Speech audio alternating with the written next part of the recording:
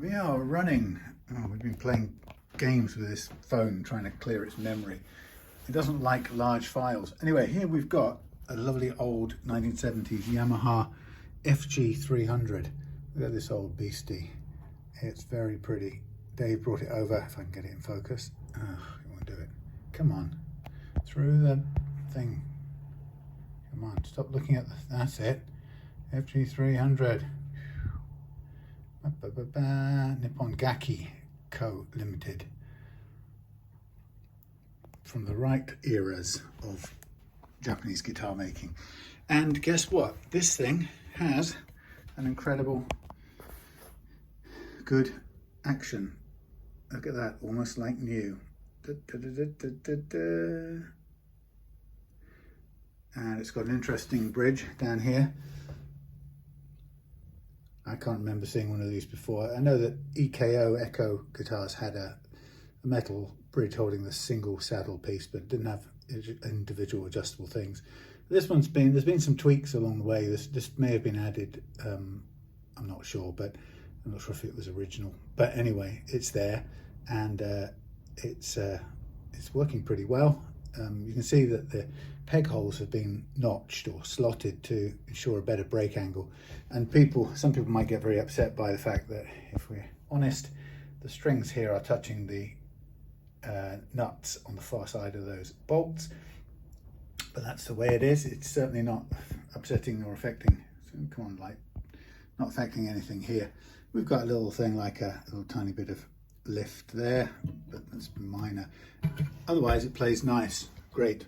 It's got some wear up here that Dave is interested in minimizing, and I suggested that it's a known quantity at the moment, the way it feels to play and the way it sounds, and if we refretted this it would change things quite a lot. So I'm suggesting we do a light fret leveling on this to cure or fix some of this. It won't fix all of it, but we'll get rid of some of the, we'll reduce the amount of grooving in here and get rid of some of the gentler bits. Then we'll clean up the fingerboard, oil it, we'll put a new nut on. This is a blank Martin we've got here, but we'll use that to replace that one, and we'll copy the string spacing when the time is right. And this is Tusk, so it will yellow over time, but it will give immediate tuning stability. This thing is not holding tune at all. It's causing problems. Anyway, let's get started. So the thing I'm going to do really is just get kicked off into what's the word I'm looking for? Fret leveling. So we're going to have a look at. I'm going to mark up these frets, and then we'll level with the strings on and up to pitch, and do it that way, the normal way, as if it was an electric guitar.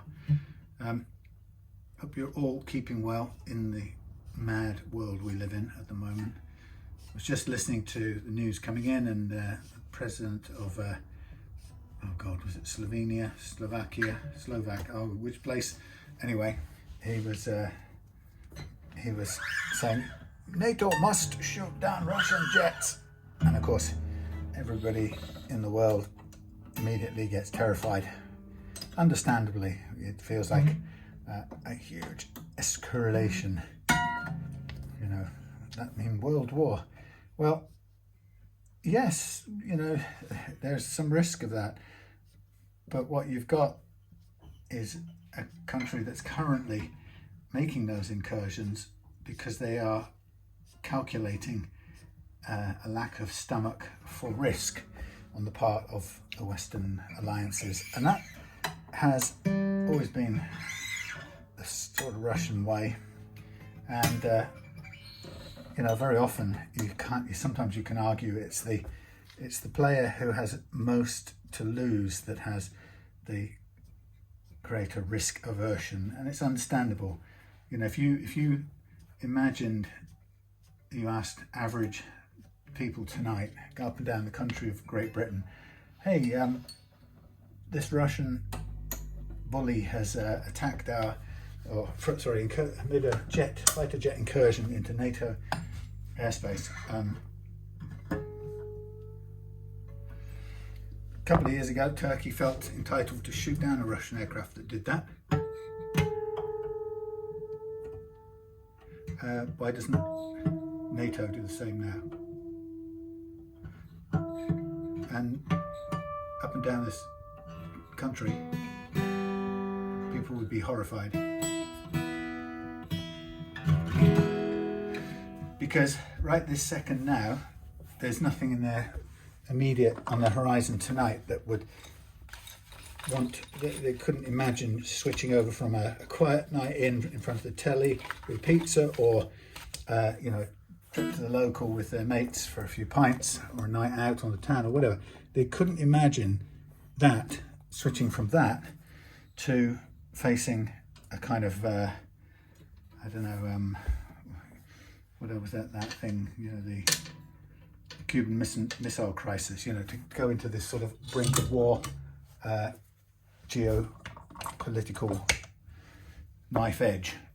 You know, and in a way, the shock of it to the British people would be so great that nobody up and down this country would accept it. And people would, no, we don't. We're not going to take that risk. And of course, the result of that, and it's understandable that people who are separate from, you know, distanced from the day-to-day threat posed by the Russians and their incursions, it'd be totally understandable that they don't see it as a thing worth risking. You know, the risk looks too great for them. I mean, after all, they're just getting on with an average Saturday night, aren't they? And of course that would look very different if you're in Estonia, where these aircraft overflew, because Estonia, you are an Estonia's throw from invading Russian forces. You know, it's much more of a realistic threat. So the same applies to the Ukrainians. You know, their call for you know, closing the airspace is understandable, because right now the risks they're facing are real, and they're real combat risks. And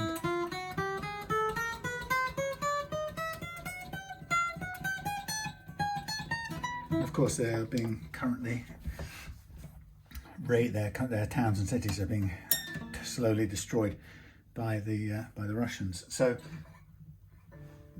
your distance from, the same applies to the United States, your distance from the perceived threat reduces your appetite for risk, or increases your risk averseness. It's totally understandable and human, except when you kind of apply grown-up political logic that says you may feel a long way away from the risk right now, which is effectively what Zelensky told Trump in the White House that time.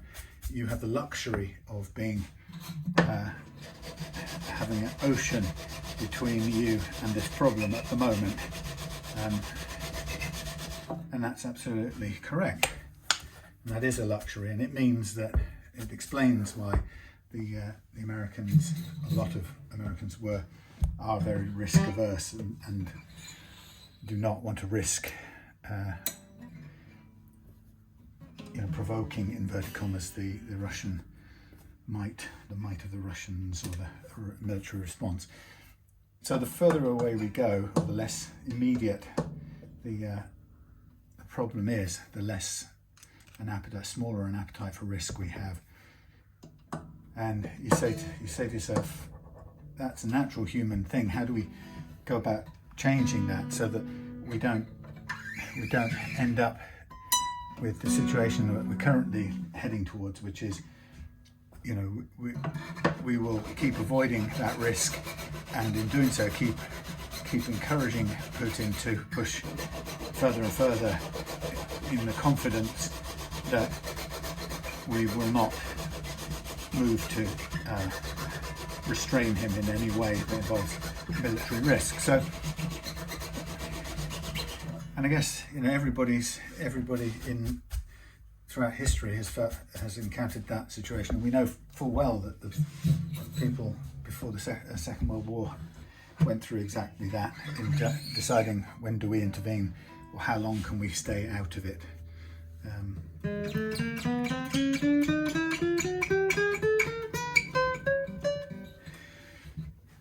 And I suppose the answer to that is, you know, you could war game it out in your head and say, well, actually, maybe we should remain confident in the knowledge that we do have ultimately we have a limit or a red line, and once that's crossed, we will, you know, respond with all-out force or whatever. Problem is, of course, we don't know what that line is. We don't know if there is such a line. Putin also doesn't know if there's such a line. He has to assume there is. He can't assume that the scaredy cat allies will always remain scaredy cat. There must be a point beyond which, just as they did in themselves, the Russians in the Second World War, there's a point beyond which they will fight back and eventually prevail. And they must understand, so would the Allies, as they eventually did in the Second World War II, in the case of coming to the aid of Poland, well, not really the aid of Poland, but declaring war on Germany. So Putin will know that he'll know that there isn't an endless stretch to this red line, such that, you know, if Russian troops were in France, there's absolutely no way that Britain would just sit back and allow or go down without a fight, as it never did in the past. So there must be a point. The question is how much can they get done before that point? And actually, as a better tyrant and a better strategist, what you really want to do is, how much can I get done to my advantage without crossing that point? And the gamble, of course, comes as you get closer to that point, although you don't know what that point is. So you keep having to make a call. Do I push a bit further? Do I go, right, I got into, you know, I invaded Estonia. Now can I go across? Can I do Moldova now? You know, will they go to war? And it's the gamble that Hitler played, and all leaders have played it throughout history in the geopolitical arena, and that's what Putin's doing. And you know, he's going off the feedback that he thinks he's getting following his decisions right now. So you sort of say to yourself, he knows it wouldn't be permanent appeasing, but he knows that he can put planes in, he can send drones to another place, and you know, there won't be a sharp military response. So that's okay up to a point. But the nature of the escalation is that you keep pushing until you hit the point where it kind of snaps back and bad things happen. So we shall see. But in a way, you could say, well, there's not a massive haste to dive to war. I mean, declaring war on Russia now and shooting its planes down and risking uncontrolled military confrontation, you would say to yourself as a military strategist, you'd say, what advantage would that give us? Yes, it would give us this idea of telling the bully he can't do this and he can't do that, but actually, other than that, what real advantage, what benefit would this bring to us? And the answer is possibly none. So regardless of the, I guess what people sometimes think of as losing face, you didn't hit back, you didn't do this, you're cowards, that sort of stuff matters to certain people with egos. But actually, a military strategist would probably say, don't really care what somebody thinks of us as a cowardly, spineless nation. What matters is that we do what is right, and this gives us the best chance of strategic success in the longer run. Okay, so changing the subject, I'm going to knock off this nut here now. This is an aftermarket nut fitted by someone else, but it really has resulted in some considerable tuning issues, so we don't really want to retain it. It's a lot of, whoa, a ton of glue sitting under there, so it's all a bit messy. I'll worry about that messiness in a minute. It's got tons of glue built up under there but we should be all right. But we've got to do some things first. So the first thing we've got to do is we've got to take it down to length, which I'll do with a blade, I think. So let me get sort of middle point. So we get the length or width, we shall call it. So let's just get it. Sorry, I'm going to hold it down probably there. Excuse my hands in the way. I'm going to, problem with this is you can't get both sides cleanly at once without it moving. I hold it there. No, it moves. Oh boy.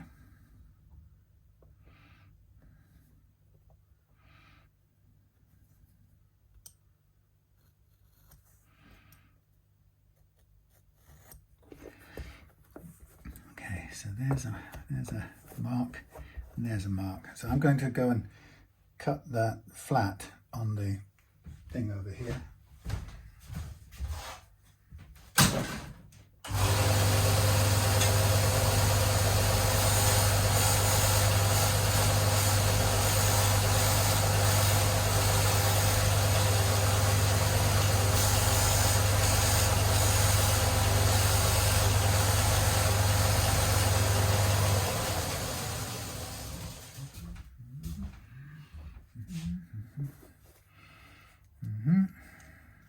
Still a little bit longer. I think this was a bit undercut as well, so I'll go longer. Now what I also want to do is take this down to a flat. So I'll just use the flattening edge here.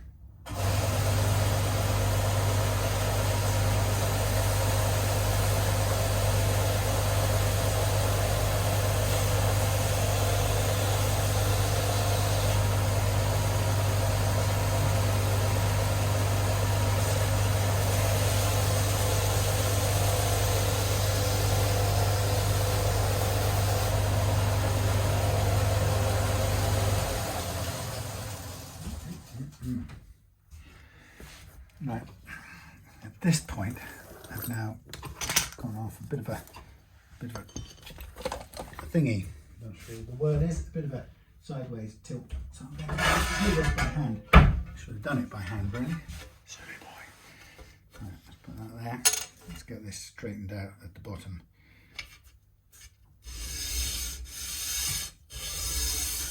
Funny how hand working sometimes can be the only way you can guarantee square edges and correct angles. Okay, so the aim is to cut this thing down to the correct dimensions. So a bit tall on this base side. Let's just have a look how it sits. A bit fat front to back. We've got to do a bit of tidying up on this face as well, which is a bit mucky. Let's do a little bit of flattening on this face here. The tusk nuts always have a slight indentation, a little hollow here where they're moulded, so it always doesn't hurt at all to sand them and get rid of that, as long as you've got the spare width, or thickness I should say. And that gives us a flat surface, and it probably brings us in a little tidier to the face of that. Now it should be all right once I've cleaned that face up. So we're still a bit on the long side, but the binding ends a little early, so we want to come out a bit further despite that. Okay, so let's have a look. We haven't got any snotches on yet. We need to level this down a bit. Pen.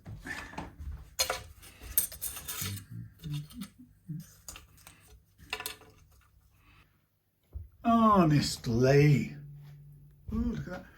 pretty light. You know, I just had to go through the fun and games, song and dance of basically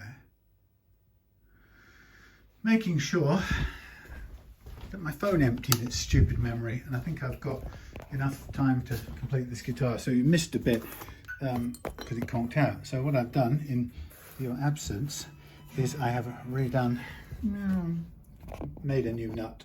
Well, from that M200 Martin nut, perfect width and everything. Just taking it down at the sides a little bit, and we're almost perfect on the whatever that thing's called, slot height. So just a little tweak required once we get that in, and I've just pulled it or placed it, got it in place with the strings holding it down, so the old strings. So you can see I've done the fret leveling, and now we're ready to basically glue this nut on, which I should probably do now. Let's zoom out. Sorry, we've only got one camera and everything's just terrible because I've managed to loose leave my things behind. But let us go and glue this down using the old strings to begin with as clamps, I guess you could call them. Off it goes sideways. Twang. So we'll just make sure everything's off the edge there. Right. Yes. So you missed a bit, but at least I've got it going again. Right. So at this point in time, I'm just going to get a little bit of glue on the bottom of here. If I can. These things clog up of their own free will. They're so difficult to use. That's clogged. Eventually you end up having to cut the ends off or pull these little bits out, and then eventually it will all, it'll all run out. So you can clamp and yank this off. 1 second. There we are. We could pull it back on as a nice waterproofing thing, but we have to be able to get it off. So really, we would want that, we'd probably do it like so. Yeah, I'll do it like that. Right, where was I? Oh yes, glue. So there's a whole pot of glue in there, fairly nice runny stuff, and we're about to lose it all, courtesy of the inability to open the damn thing up.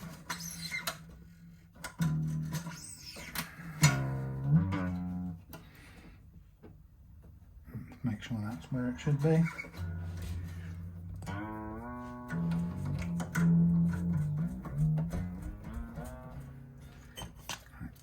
Just give that a little tap and make sure it's sat on perfectly. Make sure the end is in the right place. Yep, smooth. Smooth either way. Okay.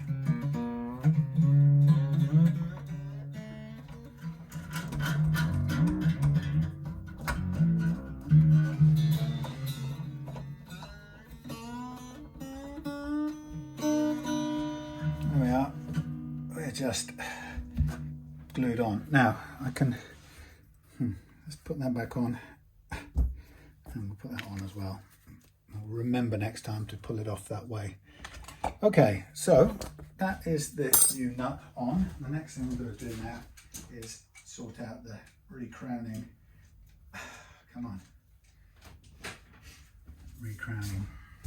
So I think I'm happy with the strings being on there, so we'll take them off again. Still do it side by side so we don't put the nut under any undue strain in any direction.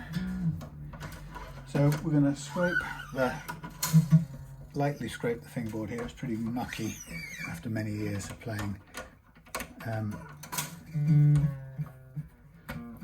then we're going to recrown as well. So these strings have done their service, they can go away. Now they're slightly different from your typical vintage split posts of the Fender era, but they're pretty cool nonetheless. So I think you go through sideways and then wrap around. So I haven't done it before, so I shall have to try and see how much fun it is. Okay, let's just see first of all how easy that is. Okay, that will come out, but we'll do a little bit of adjustment. Okay, so I'm happy with that the way it is right now. But I will do the fine tuning of the slots when we put the new strings on, because it's only going to be a very small amount of adjustment needed, a tiny amount, so I'd rather do it with the new string. So if we get our blade out here and just have a little looky feel at what comes off and what doesn't. Okay, so we've got some nice old grime on there that's made it shiny. So we'll just lightly take off the visible surface grime. We're not really bothered about trying to dig out the holes. They'd be a little bit shinier in the dents, but it's okay.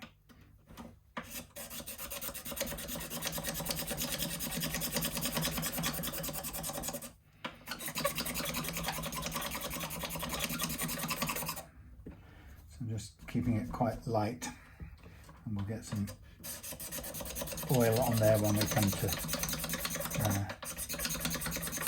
hydrate it, but darken it ready for new strings in a little while. So this little bit of fret leveling also means that technically we could reduce the playing action very slightly if we wanted to as well at that end. So we're going to get a reduction at this end due to setting the first fret action nice and low. But because of the leveling, we should be able to take the action down a tiny bit at the far end. It was pretty good to begin with, so it's not really a major priority. Now how does this happen? It's there, blimey. I was thinking, how does something like that just vanish? I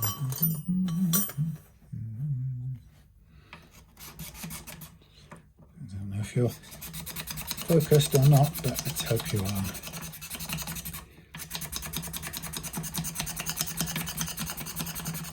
Anyway, so that's where we are with the Slovenia, oh, who knows, Czech government, no, it's Fico, isn't it, Fico, Slovenia, whoever it was, warning that we should shoot down Russian incursions.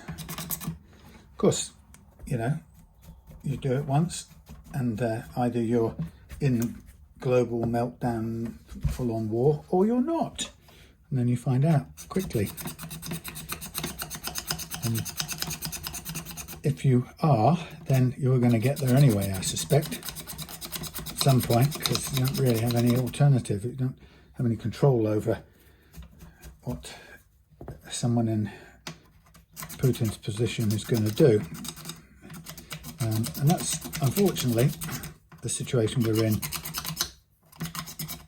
all round, and that's, I guess that's almost the definition, could be the definition of global politics, is you have to make decisions not knowing what your opponents may do or will do. And of course, a logical, rational person would hope that to shoot down an incursion, jets incursions into NATO space, would be a pragmatic signal that would cause someone like Putin to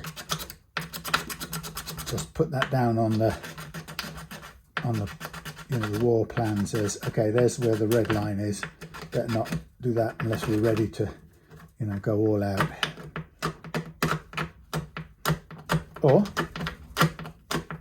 it could hasten the all out right there and then. But like I said, if that's the place that someone like him is at, then you're going to get there and it's going to be out of your control when you get there anyway, so it doesn't really make an awful lot of difference, which is, I guess, the nature of it really. Still, anyway, question is, the hard question is putting yourself into that position. What would you do?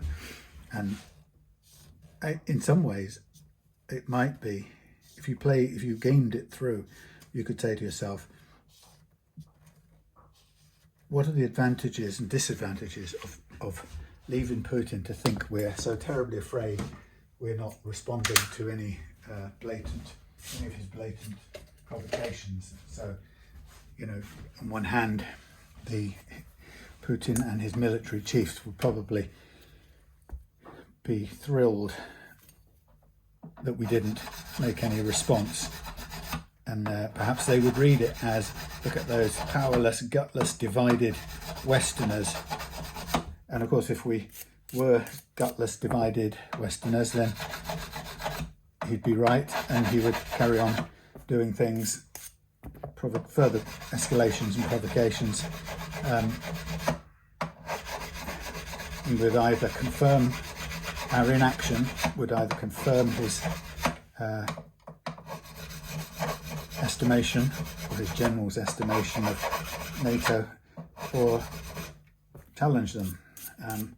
But in a sense, we have some control in that, in how we respond. You know, it may be that to mislead them, maybe we are courageous and ready to respond in force at a certain point, and up to that point just appear as if we're not. You know, in some ways that might be a more of a dupe, you know, that might be more productive, so that somebody would, maybe Putin would be what's the word, you know, that word, complacent.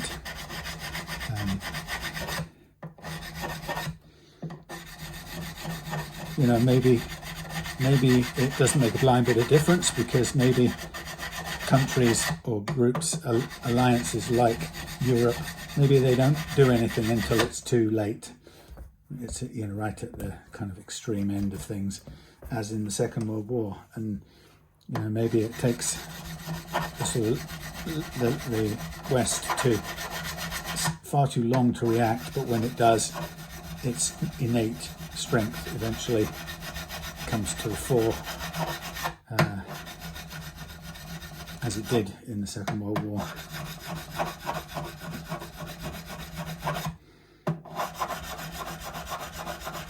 You know, I think we all, there's a part in all of us that wishes we could be the sort of martial artist, tough guy who only gets pushed so far and then strikes back with, you know, exquisite control and lethality and precision, and teaches the bully a lesson early before going down that sort of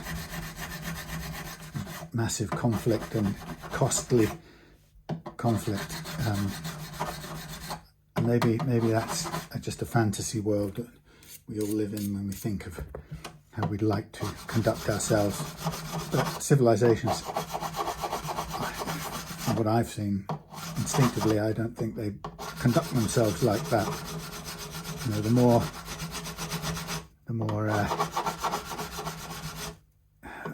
progressive and advanced they are, let's say, the more indecisive they are when it comes to taking military stands at the beginning of a conflict.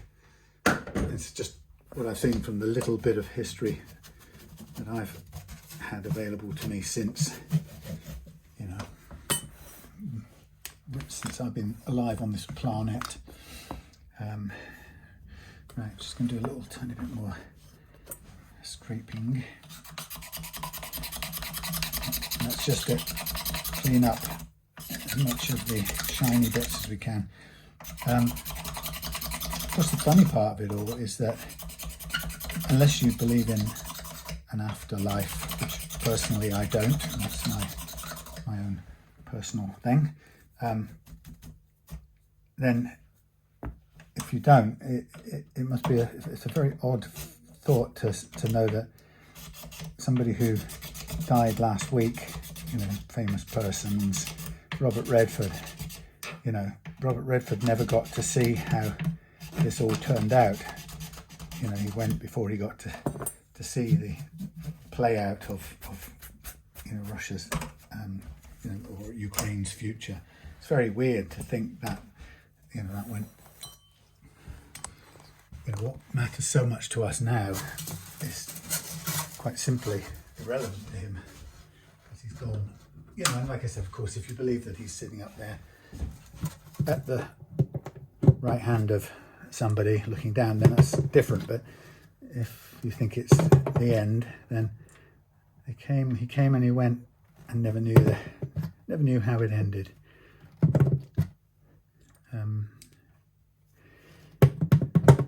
And yet it kind of left behind the rest of us in this sort of, oh my God, what's going to happen? And are the Russians going to do this? And will it all end? Or are the North Koreans going to do that? This is it's movable, so we can, if we wanted to take this down a fraction, we could just do this, takes it down, and we could just do this, takes it down. It's going to move, so I might need to move things around a bit. So what I'll just do for the time being is tie this down here so it doesn't go anywhere. So while I'm at it, this headstock is pretty grimy, so I'm thinking it could well benefit while we're here from a little cleanup. And I'm noticing that these these screws here are pretty worn out. So if we get a chance to remove them, I might suggest putting them in a little baggie and putting some new ones in. Now, these are not rusted or anything, but they are, the screw heads on them have worn out. So if we can even get them all out, then I think we should replace them.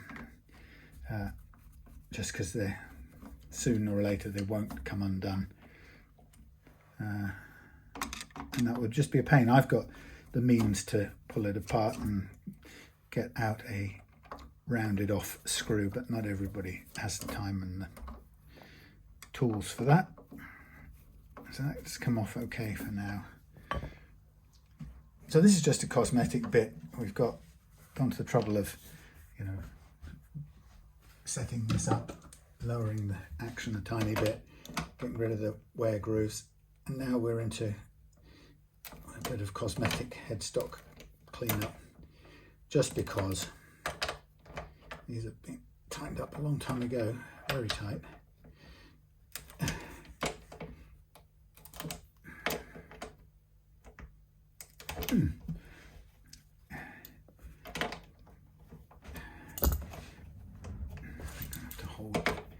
Tuners in place to get this to turn enough to come out. Yeah, so who knows what the right thing is. And I think that if I had any confidence in our militaries and their ability to protect us in the West, I would like to imagine that they were capable, ouch, stuck in my finger, sharp. I'd like to think they were capable of outthinking, you know, the Russians. Not entirely sure I believe they are, but it would be nice if they were, so that instead of being bleedingly obvious what they're doing, which is the impression, I have to say, given up till now by Trump and his Ministry of War, Defense, you know, which have been playable like a fiddle, readable like a book. wouldn't it be fantastic if they were actually double sophisticated in playing the Russians? But I just cannot see it. Not if you've got Marco Rubio and Hegseth and people like that, or Witkoff. Not unless they're extraordinarily good actors, and maybe they are. That would be nice. But I somehow don't think so. But if you were thinking about it, wouldn't you want to be a good bluffer more than a black, you know, a palpably readable buffoon? I think I would. I would much rather there was some mystery and uncertainty. Why have they done that? I don't understand this. Or bluff and double, triple bluff, etc. So I'm just using naphtha here to get rid of some of the baked on grease on this headstock, and it has got quite a lot. So truth is, it could probably benefit from having some polishing cream on there. Although it's an old finish and I'm a bit nervous, I don't really want to make it top quality shiny, but I do just want the grime off it. And I think, to be fair, that's probably enough grime removal for now. It's clean, that's the main thing. So let's go over to the back and do the back side of it before we put tuners back in.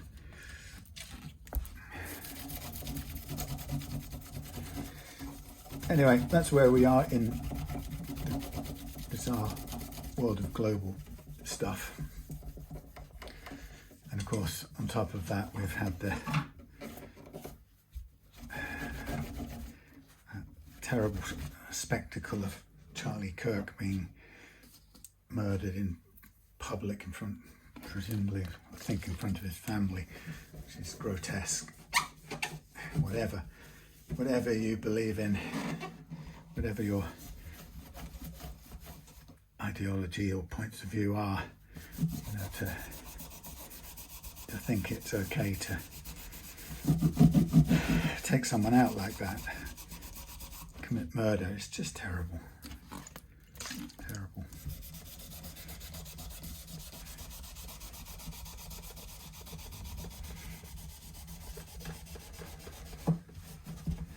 You know, and I think the sad part is, of course, is that one of the sad things is that afterwards, you know, that I guess every side that's already polarized leaps to, you know, insisting that it proves their case, you know, and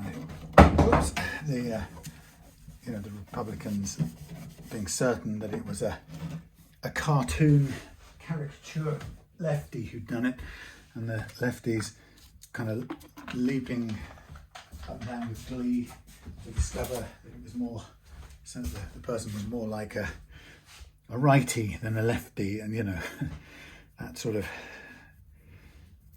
you know, and how that just, how powerfully people want that to, you know, affirm their pre-existing takes on things.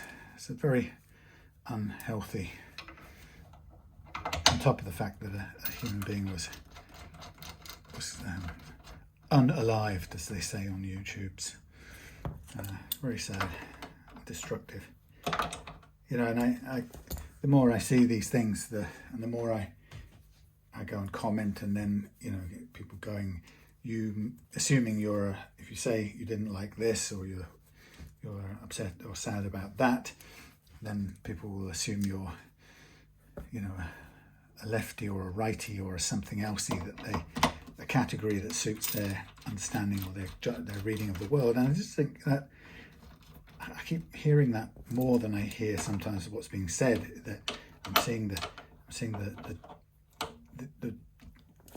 reliance on these cartoon kind of categorizations, you know, more and more I just think, well, actually I'm in the middle on this, I'm to the right on that, I'm probably what you would call left on that over there, this issue, that issue.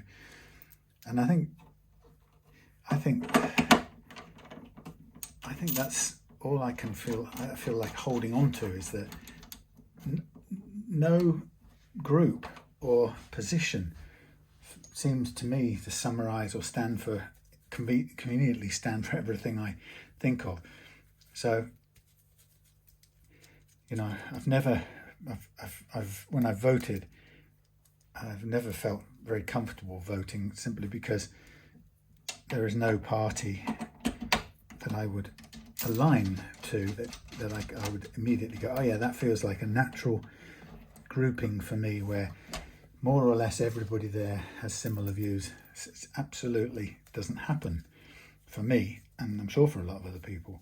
And so how could I vote for any of the main parties if none of their manifestos reflect how I understand, what I understand of the world? And then you get that, sorry, sneezing. Then you get that thing that says, well, if you're looking for the sort of perfect representation, you'll never vote, and then you'll be wasting democracy. And I think, well, hang on, is voting, is it really, when you're faced with the opportunity, or given the opportunity to vote, is it really all about, you have to vote even if a body or an organisation doesn't represent your interests or what you care about, what you worry about? Is it still more important to vote for something rather than nothing, rather than to say this doesn't represent me? And I guess some people would probably argue that it is better to vote for something, even if it doesn't represent you, rather than nothing. Which is strange. I think it's weird. And then I guess people would say, well, what do you think the alternative system would be if you don't agree with that? And who knows? All I know is that I think combative politics, confrontational politics, seems to have, it just instinctively to me feels like it's had its day. That why is this not going in here? It feels like it's run its course to me, because we end up in that situation like we did with Brexit, where one side wins with a total count of 52, if you believe that, and the other side loses, in inverted commas, with a count of 48. So you have this resolution where, on a binary issue, half of the people are deeply unhappy with the outcome and half are thrilled and happy with the outcome. And I just think, how can anyone in a society think something's working when very nearly half the people are unhappy with the way things are being done or the way things are going? I think that's, to me, if you look at the whole, you might say, yes, it's a 2% majority or whatever. We know that's true. But in the same breath, we have almost exactly half of our people unhappy with how the situation is. So I just think that's like, how can you find that a positive? You can't. But we seem to, and that's how it seems to go. So what do you know?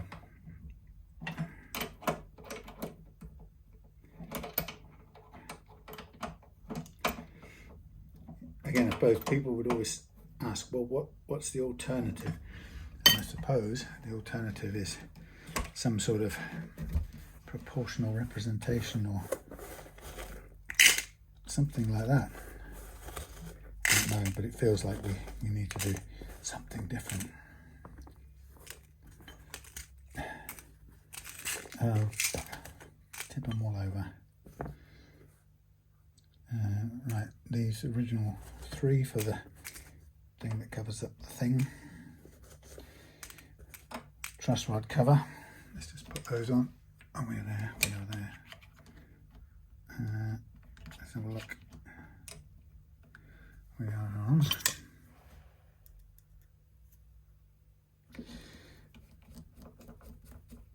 Yes, that one doesn't want to screw in very far, but it didn't before.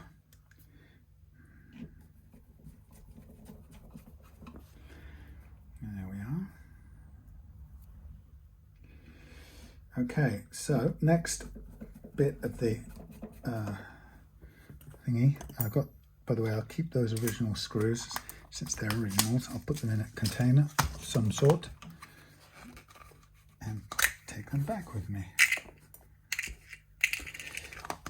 And we'll put them in a little plastic bag.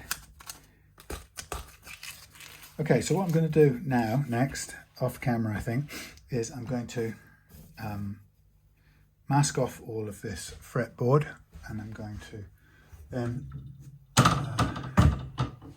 sand out and polish out all the frets since we've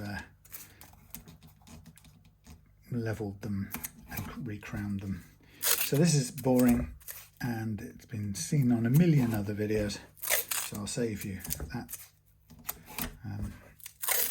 Yeah, so I'll come back when it's time to oil the fingerboard and put the new strings on. What I will say is that the wear in the frets are still there, is still there. We're not going to get rid of it. I don't want to go swapping fret metal for aesthetic improvement just for the sake of it. So the idea is to level the frets as an improvement anyway, and in doing so to take away some of the grooves, but there isn't really enough fret height in this to get rid of them, and they don't really affect play. And let's see, what I don't want to do actually on this one is put all of this down the side, so I'm going to be careful to cut this back at the edge like so, and onwards. Anyway, I shall stop this fabulous one camera shoot, and we'll come back when it's time to restring. See, look, that one even got away from me, see? Right, back in a little while. Okie dokie, we should be ready. So just coming back onto this, these are sealed shut, so I don't really have a chance to change the intonation. It seems to have been done, well, it's been done in one go and then glued shut or enameled shut. So it's, you know, it's not far from where it should be, but it would require pulling the whole thing apart to redo it if we were going to do it. So I'm not 100% happy to do that because I've worked on bridges like that in the past, and they sometimes A, don't come apart, and B, sometimes don't go together again the way you need them to. So I don't want to break it. So what I'll do is I'll just adjust the height and we'll leave the intonation exactly where it was. Okay, so we are in position now to put new strings on. We're going 1047s, light gauge strings here. And we've got our pegs down at that end.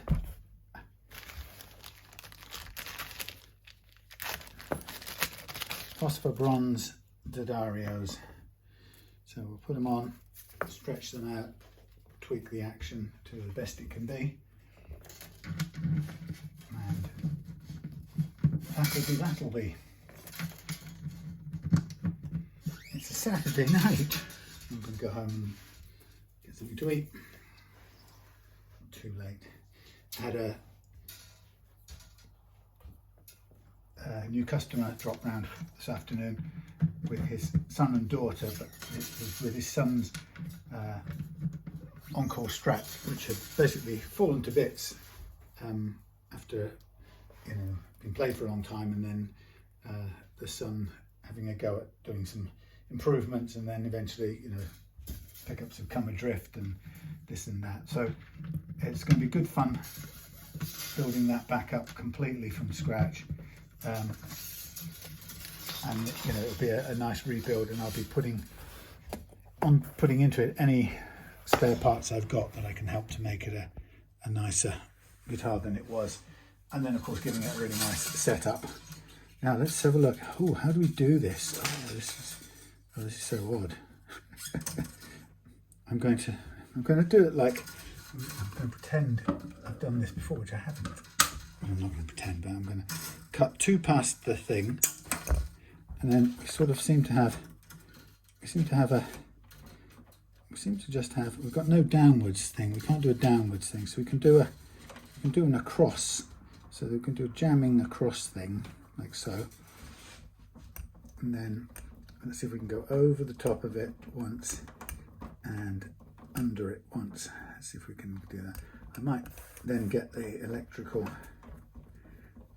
windery thing, if I can do it all one-handed. Please forgive me. Yeah, so it was going to be good fun doing that Encore strap.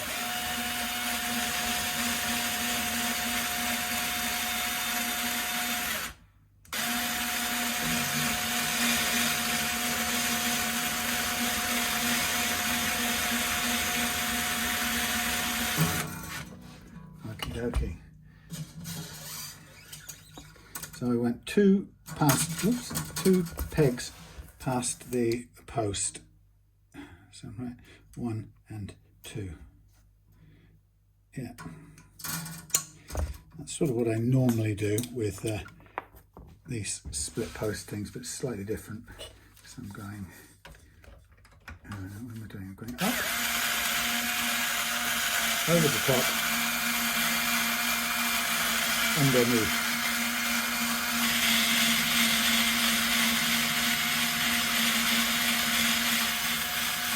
Quite a lot of wind on, but it's fine. It will send the string down to the base of the tuner, which is no problem at all.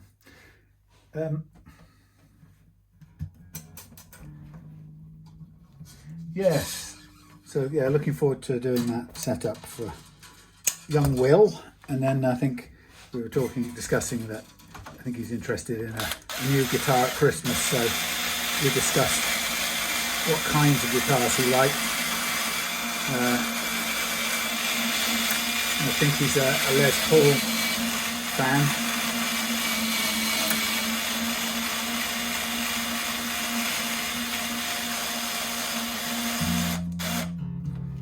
I don't normally end up with as much wind on here as I have, but that's because I'm doing this and I haven't used these types of tuners before. So we'll keep it sort of about the same.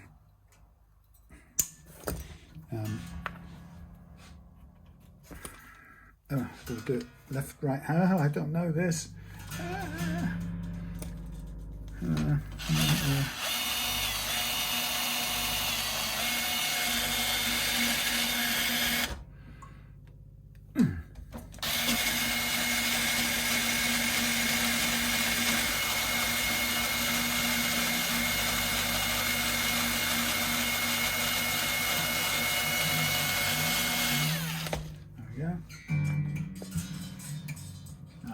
I don't know what the actual height of the action at the far end is right now because I've taken the thing off and on, but we'll see in a minute and we'll adjust it.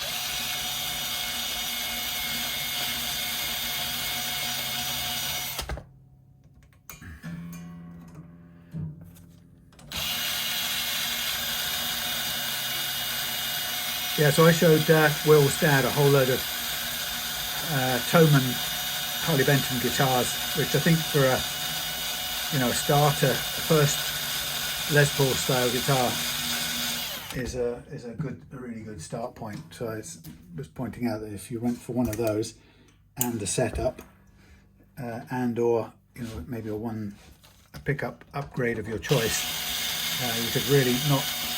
you could not go wrong with a 150 to 200 pound Harley Benton Les Paul, or single cut as they call them, followed by a really good setup. So we'll get the strap rejuvenated for him, fully set up with some new bits, get it all working, and then after that we'll see what shows up around Christmas, if anything new comes along. So I'll get rid of these extra bits flying about. Cha-ching. Cha-ching. Okay, all right, so strings on. Don't know what the action is like at the moment, but let's gently start. I'll give them a gentle sort of bedding in, make sure that the peg at this end is down, not trying to jump up. 10 gauge is it's not instantly breakable, but it's delicate, so we've got to be careful.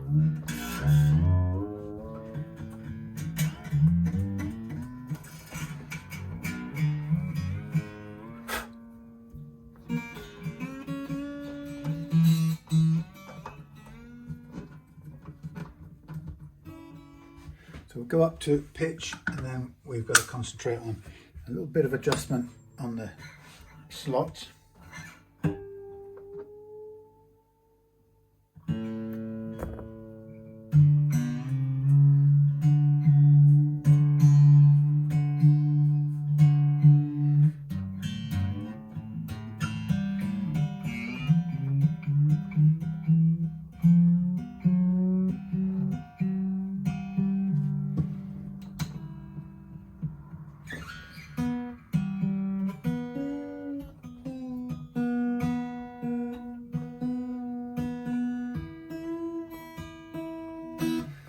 Okay, that's at pitch for a minute. Let's get our things out. Let's get a close-up view, if we can see. There we are. So let's start by pulling that off to one side and that one. And let's. So what I'm going to do is get a sharp pencil, and I'll sharpen it to make sure it's sharp, and then we'll basically go over those slots, making sure they're first of all tilting backwards before we cut them any lower, and then once we've got them tilting, we're sure they're tilting backwards, we'll just fine-tune the depth of the slot so we've got the perfect first fret action, which will be between 0.3 and 0.4 of a mil, but no higher. Okay, so a little bit of pencil sharpening.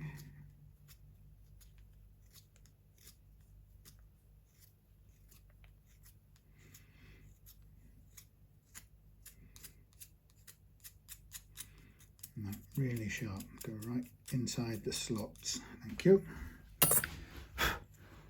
So what we'll do is we'll start by drawing some pencil into that G slot there. And then we'll target, we'll go with the G thing file, and we'll cut backwards with the G file, and I can see that it's not cutting the front down yet, but it will do in a minute. And there we are, a bit of cutting down, and then we'll place that back in there and check. That's quite low. I mean, that's probably 0.4 of a mil. We could live with that, but we'll go down a tiny bit more. Do the same again. So that pencil just allows me to continually make sure that the slot is pointing backwards, and then I can see that the point at which I contact the front edge to reduce its height. That's so close, but oh, we don't know. What we don't quite know is what are we at this end. I should be all right actually. Let's just double check. Wow, electric guitar type of action. Woo-hoo. Right, I think what I shall do is just get these to the exact right action, which I've forgotten. So that's on 1, that's on 2 here, and that's on lower than 2 there. So let's dial in downwards on here. See where we get to. Okay, 1.5 and 2.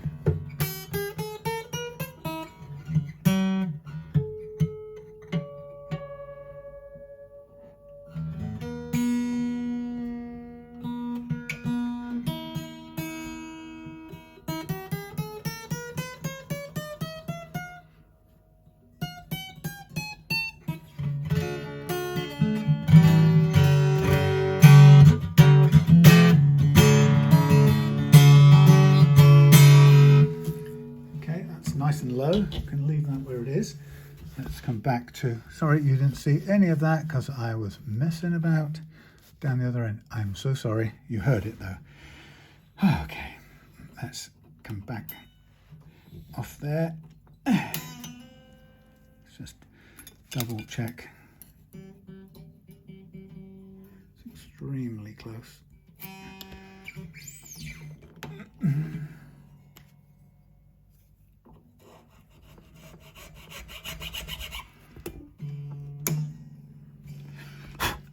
Fine, right there. A little higher there. Very close. We'll just put a tiny bit of pencil in there as well. Same thing, widening, make sure it's tilting backwards.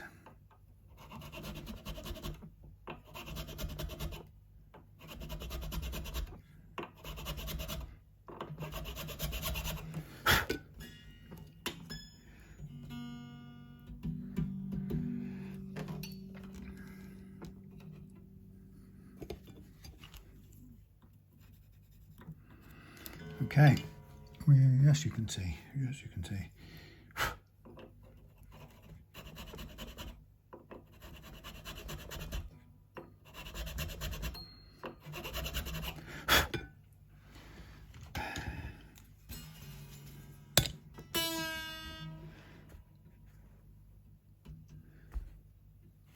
See the light, where's the light, where's the light? That's good, I like that. I think that's good. I think the high, sorry, the low E is probably a tiny bit higher. Okay, so the A, a little tiny bit on the A. And here we have it.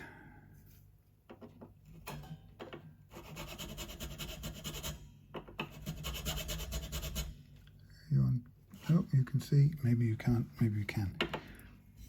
There we are. About to, so we're widening it slightly, we're making sure it's tilted backwards, and then we just do a little tiny bit of reducing on there. That'll be nice, lovely. And then we line up the low E, and we take a bit of low E, 46.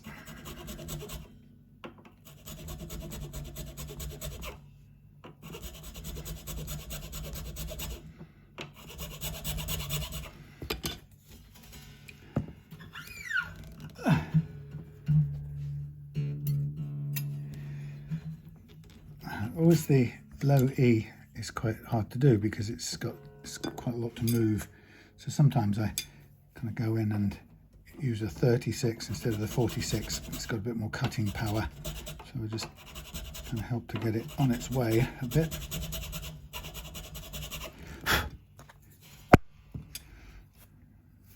And then use the 46 to just round it out a bit.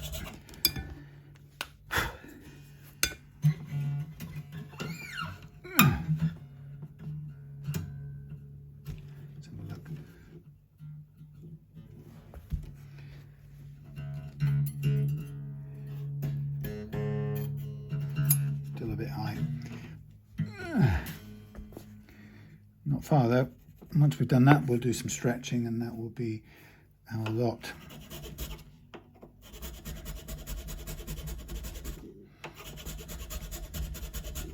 Otherwise my stomach is rumbling.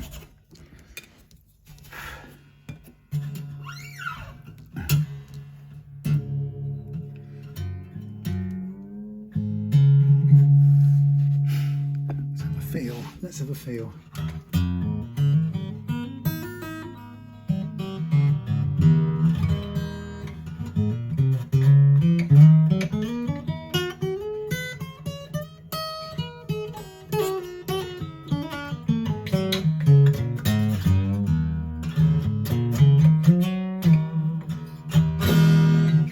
Nicely out of tune, but that's fine.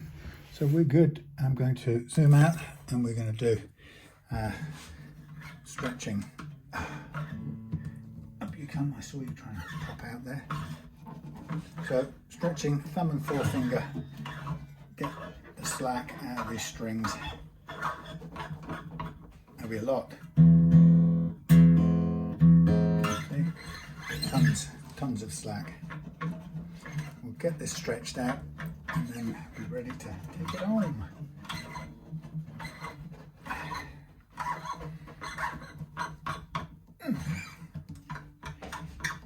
The idea really is you want to, for the best possible playing satisfaction, you want to stretch them until repeatedly and retune them until there's no further detuning, and then you know you're pretty much stable and the guitar will play nicely every time you take it down from the peg or out of the box, providing you haven't taken it to a different climate or something like that. Right.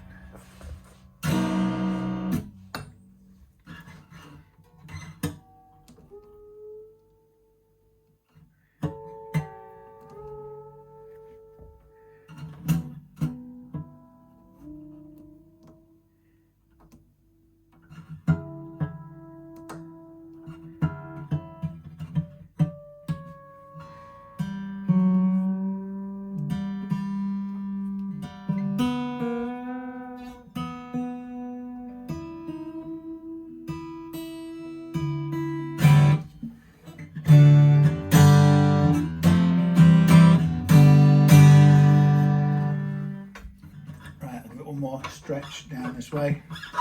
Don't forget, if this is too low an action up here, you can always dial those in clockwise to stand them up a little bit. No, sorry, counterclockwise to stand them up. Inwards, clockwise to lower it, counterclockwise to raise it. I can never work that out. Okay, almost there.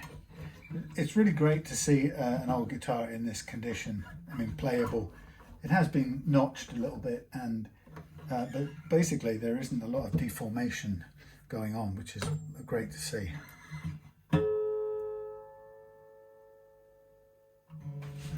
Nice.